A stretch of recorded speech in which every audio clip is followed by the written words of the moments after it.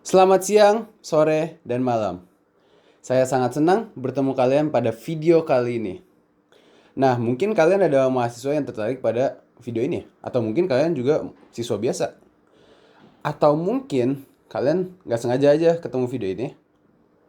Dan terakhir, apa mungkin kalian merupakan dosen dari komunikasi interpersonal dan publik yang siap untuk menilai video ini?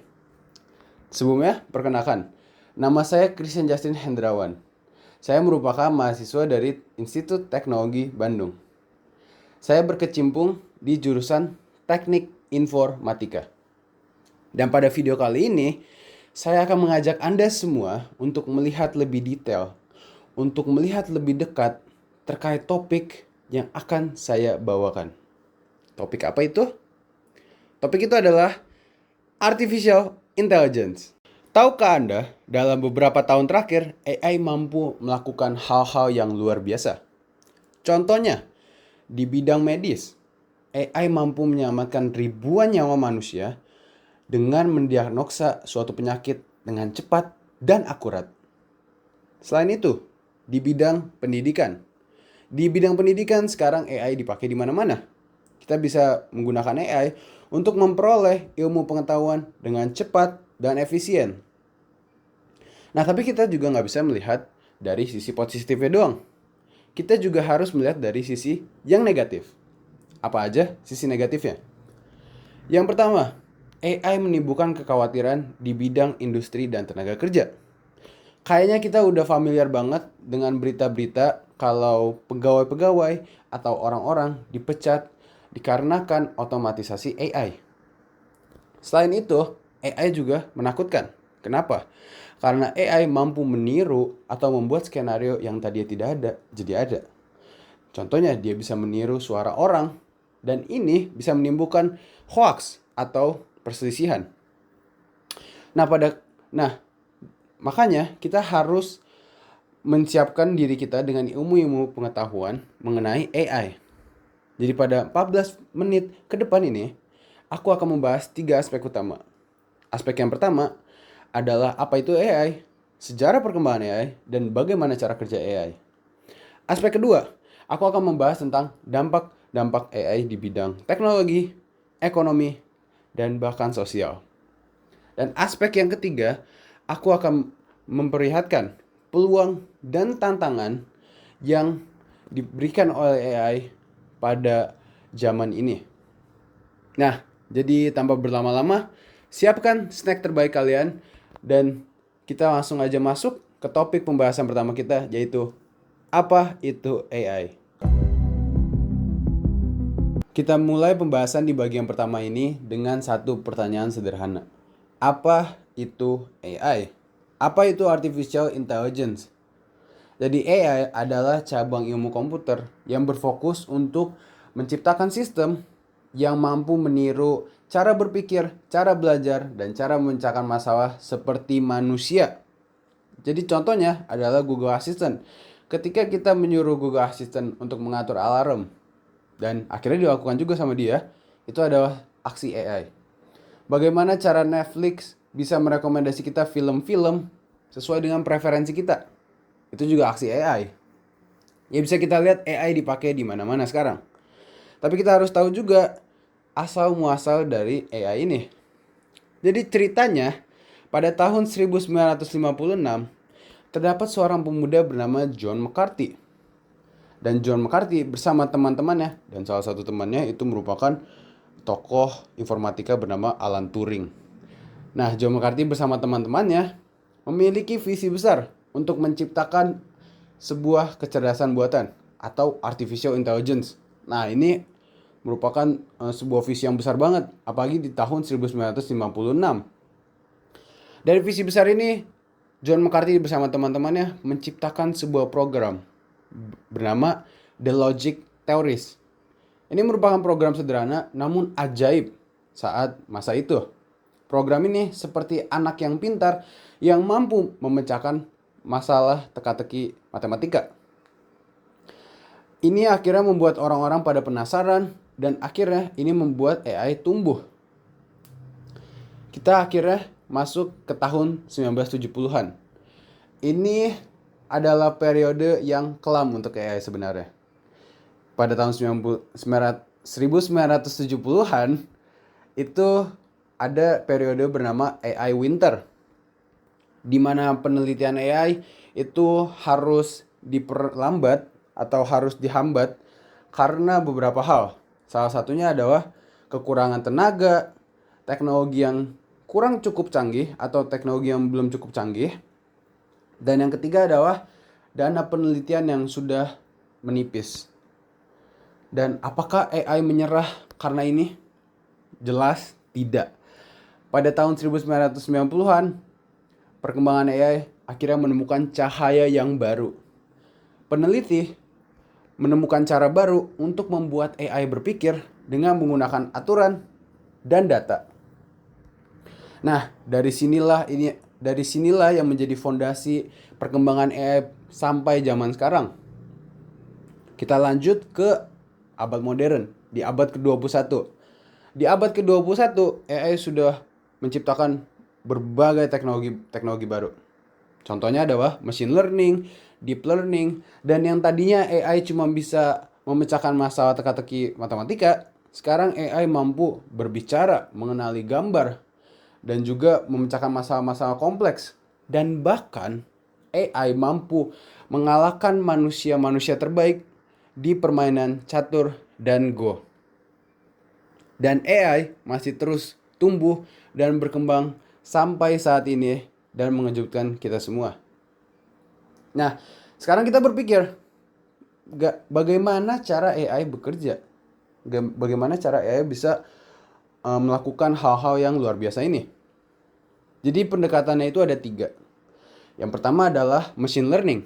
Jadi machine learning adalah pendekatan AI di mana AI diberikan suatu data untuk dipelajari, dan dari hasil belajar itu AI mampu menciptakan atau menentukan suatu keputusan. Yang kedua, itu adalah deep learning. Deep learning ini itu adalah pendekatan yang menggunakan sistem jaringan saraf tiruan untuk memproses data-data yang kompleks. Jadi otak manusia diprogram ke AI. Nah, ini sangat kuat. Dan yang ketiga ini yang paling dekat sama kita, yang paling familiar juga mungkin sama kita, itu adalah NLP atau Natural Language Processing. Ini adalah pendekatan di mana AI mampu merespons dan memahami bahasa manusia, seperti layaknya Google Assistant. Nah, itu adalah akhir dari pembahasan bagian pertama. Sekarang kita masuk ke pembahasan bagian kedua, yaitu dampak AI di bidang-bidang teknologi, ekonomi, bahkan sosial. Setelah kita mengetahui definisi, perkembangan, dan cara kerja AI, sekarang kita lihat dampak-dampak yang AI bawa ke bidang ekonomi, sosial, dan bahkan teknologi. Nah, kita bisa lihat di bidang teknologi. Di bidang teknologi, AI menciptakan inovasi-inovasi baru yang mendorong batasan-batasan baru. Contohnya, dengan AI, kita mampu mengembangkan algoritma untuk mengenali suara, gambar, dan bahkan emosi. Contohnya adalah penerapan pengenalan wajah di HP kita. Yang kedua, kita bisa lihat bahwa AI mendorong di bidang transportasi. Contohnya adalah self-driving car yang lagi tren di masa-masa sekarang, di mana mobil bisa jalan tanpa ada pengemudi. Itu adalah suatu inovasi yang keren banget, di mana AI mampu memahami rambu lalu lintas, melihat lalu lintas, dan bahkan melakukan tindakan-tindakan untuk mencegah kecelakaan. Dan saya tidak kaget kalau misalkan di masa depan nanti semua jenis transportasi akan self-driving juga. Dan yang ketiga adalah teknologi AI di bidang medis. Seperti yang sudah saya bilang, AI mampu menyelamatkan nyawa ribuan manusia dengan cara membantu dokter mendiagnosis penyakit dengan cepat dan akurat. Nah, kita bisa lihat AI ini menjadi katalisator di bidang teknologi. Sekarang kita ke bidang ekonomi. Di bidang ekonomi, AI menciptakan berbagai peluang dan tantangan. Contohnya adalah AI dapat melakukan otomatisasi di industri. Seperti yang sudah saya bilang, Robot berbasis AI dapat digunakan untuk manufaktur yang dapat meningkatkan efisiensi produksi. Setelah itu, AI juga dapat bergerak di bidang jasa. Contohnya adalah chatbot yang tersedia 24 jam di customer service. Nah, jadi AI bukan kayak manusia kita ya. Jadi kalau manusia kita kan kita stop bekerja, kita istirahat, kita pulang. Tapi kalau AI tersedia 24 jam. Tapi yang ketiga itu adalah di sisi di sisi lain koin. Itu adalah dampak dari otomatisasi ini.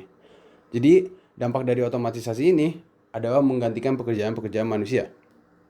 Menurut World Economic Forum, walaupun AI menciptakan jutaan lapangan kerja yang baru, AI juga memusnahkan jutaan lapangan kerja lainnya. Nah, jadi apa yang kita bisa persiapkan mulai dari sekarang? Mulai dari sekarang kita harus meningkatkan keterampilan kita. Kita harus menciptakan keterampilan baru yang relevan di era AI sekarang. Jadi semua tindakan-tindakan yang membutuhkan rutinitas kita kasih ke AI. Semua tindakan-tindakan yang membutuhkan sebuah pemikiran, pemecahan masalah, kita dikasihkan kepada pihak manusia. Sekarang kita lihat di AI, dampak AI di bidang sosial. Dampak AI di bidang sosial adalah yang pertama, AI mampu memanipulasi pola pikir kita dengan cara memberikan konten-konten yang disesuaikan. Contohnya adalah di sosial media. Kita mampu melihat konten-konten, melihat konten-konten yang diberikan oleh AI itu sendiri. Dan ini bisa meningkatkan bias. Selain itu, AI juga menjembatani sebuah komunikasi. Contohnya adalah Google Translate, yang dimana kita bisa berkomunikasi dengan berbagai orang di berbagai budaya dan di berbagai daerah. Dengan menggunakan apa? Dengan menggunakan Google Translate. Yang itu dapat menghubungkan komunikasi kita ke jaringan yang lebih luas. Dan yang terakhir adalah sisi buruk dari dampak AI di bidang sosial, yakni privasi data. Jadi AI bisa disalahgunakan untuk mengambil data pribadi seseorang tanpa sepengetahuan seseorang. Dan ini bisa menjadi suatu ancaman yang besar banget ke privasi kita semua. Jadi di bidang sosial ini, AI ini bisa jadi penyatu, tapi juga bisa jadi pemecah belah. Jadi kita harus berhati-hati dalam menggunakan AI di bidang terkhusus di bidang sosial ini. Nah, sekarang kita sudah mengetahui semua dampak AI di bidang teknologi, ekonomi, dan sosial. Tapi itu juga sebenarnya baru sedikit. Kita bisa lihat dampak AI di bidang-bidang ini ketika kita sudah keluar dari rumah dan kita lihat langsung di kehidupan kita sekarang bagaimana AI mengubah hidup kita. Nah, setelah itu kita akan melihat ke bagian selanjutnya, yakni peluang dan tantangan yang diciptakan oleh AI. Kita sudah melihat dampak AI di berbagai bidang. Sekarang kita akan membicarakan soal peluang dan tantangan yang diciptakan oleh AI. Jadi, untuk peluangnya sendiri, AI membawa peluang besar di berbagai sektor. Sektor yang pertama adalah sektor medis, di mana AI dapat digunakan untuk mempercepat penelitian obat.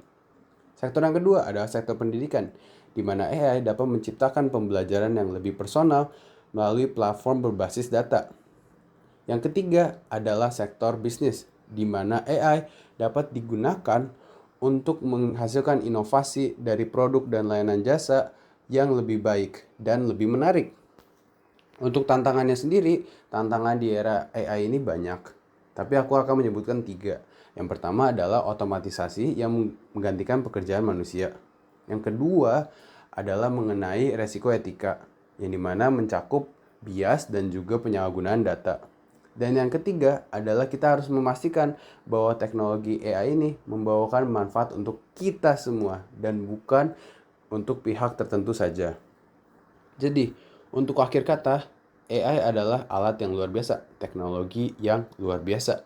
Bagaimana cara kita menggunakannya akan menentukan masa depan kita. Seperti kata pepatah, with great power comes great responsibility. Masa depan AI ada di tangan kita. So let's use AI to make a better world. Sekian dari saya, terima kasih.